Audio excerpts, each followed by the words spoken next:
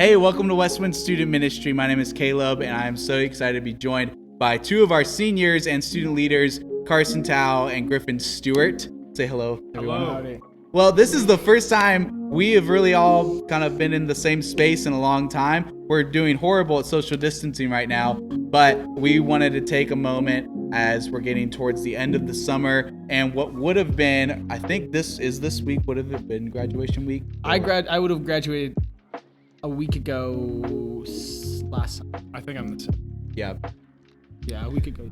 Yeah, a week ago yesterday. Man, that's weird because this would have been last week would have been our film fest. Oh yeah. Yeah. So that being said, I wanted to take a moment and just get both of you guys in the room as seniors and as student leaders to kind of just take a moment where we can all speak into our students and speak into really just what's going on and speak into just how you guys are doing. So that being said, like take us all back for a second, take us back to about April when you found out that graduation wasn't happening. When did you realize? Was it because your school told you, or was it because even before that you were like, yeah, this ain't happening? I think I found out through an email, but it's like our school's doing something weird to where we had an online ceremony, which was you literally just sent in a picture in your cap and gown. And it was like, congratulations.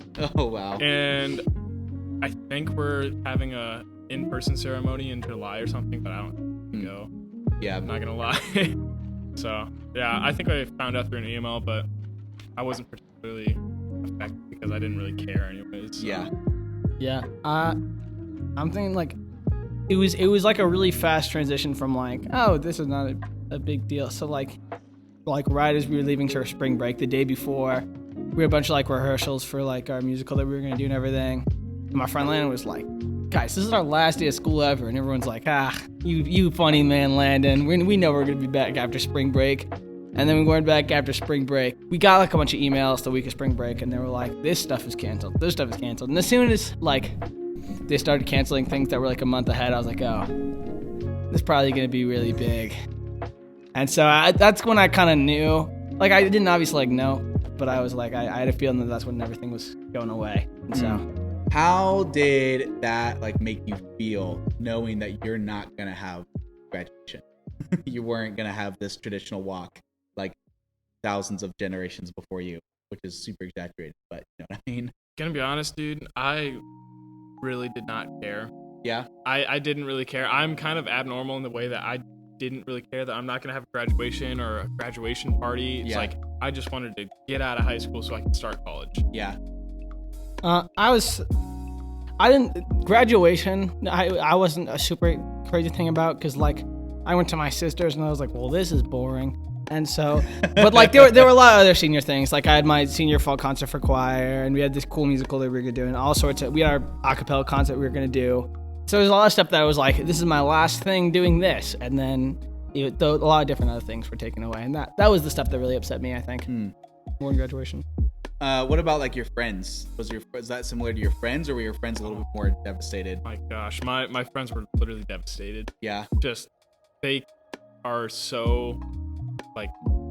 The social absence of other people is just devastating to them. But for me, it really doesn't affect me because I'm not very social apart from youth group stuff. So, wow. Yeah, most people don't know that, but I don't really hang out with people. How has quarantine been for you guys? Has it been It's been okay. I part of it is my friend group is kind of just we've done a good job of doing house party or Zoom or whatever. Keep hanging out together virtually, and then when we were able to social distance bonfire or something, and so I think we've done a good job. And personally, I'm an introvert, but I hang out with people a lot, so it's it wasn't super hard for me, but I get bored more than anything. You get bored. I'm just sitting in my house. I'm like, well, now what do? I've watched all the shows. Yeah. Yeah. Funny. For me, it's been good. It's good. It's been really good to reset my mind and stuff. But the only con of that is I have so much time, so I've been really, really lazy. Yeah. Which is not really like me. Yeah. Do you think the quarantine has made reading your Bible easier or more difficult? So much harder. It's the exact opposite of what you would think it should be. Yeah, But you think I have all this time, and before I couldn't read my Bible because I didn't have enough time, Yeah. and now that I have all this time, it's even more difficult for me to Uh-huh. sit down and read my Bible. Like, why do you think that is? Because Yeah. now you can be like, well, I got plenty of time. I'll Yeah. do it later. I got 6 hours to do this. I'm gonna do it right now. Yeah. And then you just keep saying, then it's 2:00. I gotta go to bed. Yeah. yeah. Oh man. Well, what are some ways that you have there been ways that you have tried to like connect with God during this time? Have there been ways that you've been intentional about that, even if it's just being aware of the fact of how difficult it is? I've been talking to my friends is like a little bit more about like my friend Peter is doing Bible plans, and I was like, oh, I should probably hop on that as well. And then my friend group is normally just like, we don't talk about religion a whole lot, but more recently we're like, because everything is crazy, and so we're like, well, what do you guys think about religion? Because we're already on crazy stuff, so let's Yeah. talk about some more crazy stuff. Yeah. And so I think that's one way where I'm still pretty connected. I think with that. Personally, I've been just trying to not knock it out like a chore or anything. Yeah. But like you always say, Jesus is never convenient. So first thing I do when I wake up is try to read my Bible, try to spend time with God, try to pray. And so just doing that helps me get it out of the way, not in a bad way, but like just take it off my checklist so I actually do it. 'Cause Yeah. If I don't, I'll procrastinate it and not do it. Yeah. What are some ways that you have like enjoyed God during this quarantine? Are there some new things that you've learned, or are there just in ways that you feel like you've grown in any sense? Because growth doesn't necessarily have to be, well, I did something really good, therefore I'm growing. Well, there's actually growth in realizing that you've done something really bad, and realizing that you're not doing it good. There's growth in that. Growth is many things. So growth doesn't necessarily have to be like, well, I've been reading my Bible like every single day this week, so therefore I'm growing. Growing could be like, I haven't read my Bible one day this week, but it made me realize how hard it is to read my Bible and how important it is to discipline. Yeah, that self-reflection has been a really big part of what God's been like using for me in quarantine on how like, especially in like a social aspect, because when you don't have as many social opportunities, you look back on ones that you did have, like what could I have done differently there? And so it's helped me kind of prepare for when, you know, we're all back together and then we actually do have more in-person opportunities. So Yeah. self-reflection's been a really big.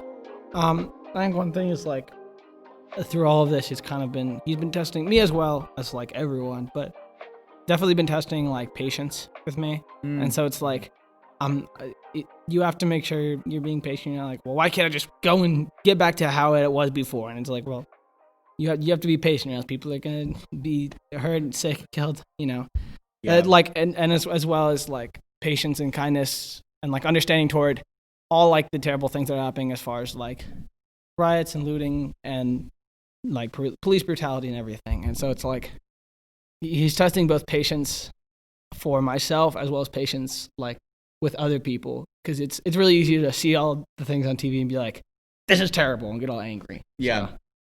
So yeah, he's helped me kind of see it so much where I'm like, I need to be patient. I feel like hopefully we are nearing the end of this quarantine, but even as we may or may not be nearing the end, post quarantine, you know, what are you hoping to do differently? What have you learned now that you're hoping to do differently at the end? When quarantine actually does end, I just hope that I look back in quarantine and realize how desperate I was for those social interactions and stuff, Yeah. and then use that desire to just impact others. Because before quarantine, it was like, I'm at school, I'm with people constantly, I have endless opportunities, and I just did not use them. So I hope that when I go back after quarantine, that'll be different. I'll actually use that time to impact others. I think I gotta try to like value all my opportunities and time and like in people as well, because there's so many people like you don't think about like how much you miss your grandma, you know, until you're not allowed to see her for months. You know, you're like, now I want to see my grandma, but I can't anymore. And so I think it teaches you kind of an appreciation for people that you didn't really have as much an appreciation for, I guess, consciously. You don't really know what you have until it's taken away from you. Yeah. Well, even when you go to college, you will, no one, your freshman class, there's so much opportunity there. Way many conversations. Man, how did you, because they all dealt with exactly what you dealt with. It's like they all missed out on their graduation experience, and now you have this connection, and with that connection comes opportunity to share the gospel, because you instantly have an in. It's, we were in this together. Even if you were in California and you were in New York, we were in this together. And so now you already have relational investment there, that you have this opportunity to share with them what matter. How did you get through quarantine? Jesus. There's so many opportunities to share what you believe in through those connections that you'll meet with people when you're in college. Yeah. And there's just a lot of people there as well. Yeah, dude, it is kind of sad though, because I'm to the point in life where I'm going to college and I'll never have as many opportunities as I did in high school, middle school. You know, being trapped inside a classroom with the same 30 people 8 times a day for 5 days a week. It's I definitely missed a lot of opportunities, so I hope that I take that into consideration when I go to college. Yeah, well, that's even something to give it as a good piece of advice to our students. This is the only time in your life you're going to be trapped in the same classroom where with the same people every day, all week or whatever. There's so much opportunity to make a difference and to tell them about what matters.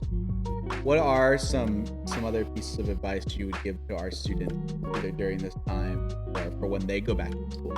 Take the opportunities you're given. You'll be walking out through the hall, and you're not thinking about whether or not something is an opportunity to tell someone about Jesus. You're thinking about your algebra test. You have third period, and so even if you're not super comfortable taking all the opportunities, just start looking for the opportunities, or thinking about where you could do that, and eventually you might find when you're oh, this is a super easy place where I can put this into the conversation. Yeah, this is kind of hard to articulate for me because I know many people aren't gifted in speech or social interaction and stuff, but I would say just be the living example of what Christian should be, what Jesus is like, because high school is a really dark place sometimes, middle school is a really dark place sometimes. So I think that in those years when you're trapped inside your classroom with your fellow students or fellow classmates, that you should try to be the epitome of Jesus. Just live by example and show them that they're missing out on something. What are some verses in your time in the few in discipleship? What are some verses that you had to memorize that have been helpful for you during this time? Philippians 2:14. Pick an easy one. But yeah, do everything without complaining or arguing. Yeah, because right now, this time in particular, really easy to complain about. Endless things that you can complain about, and as well as the fact that, in my opinion, I would say our society is a pretty complaining society. I feel all the news, a lot of the news is just this is terrible, complaining, But it kind of speaks a lot when you're this is when you can hold a conversation and not say anything negative, just focus on positive things. Yeah, I don't know. It speaks to people. For me, I can confidently say that Mark 10:45, for even the Son of Man did not come to be served, but to die as a ransom for many, was a really influential verse for me because it just helped me be a kind person, and people really realize that. Yeah. So I'm super thankful for that verse because it's one of the few verses because I sometimes have a hard time applying what I read in the Bible to my life, but that verse has really influenced my. Yeah. That's good. Well, we are so grateful that you tuned into this conversation. We just wanted to take a moment with our seniors and to give them a chance to speak an advice into your life and really just give some practical words of what it means to really what they've been dealing with during this quarantine and how you can hopefully thrive even after this all ends. And so we're thankful for you. We'll see you in a little bit on our Zoom call, and hope you guys have a great night. Peace.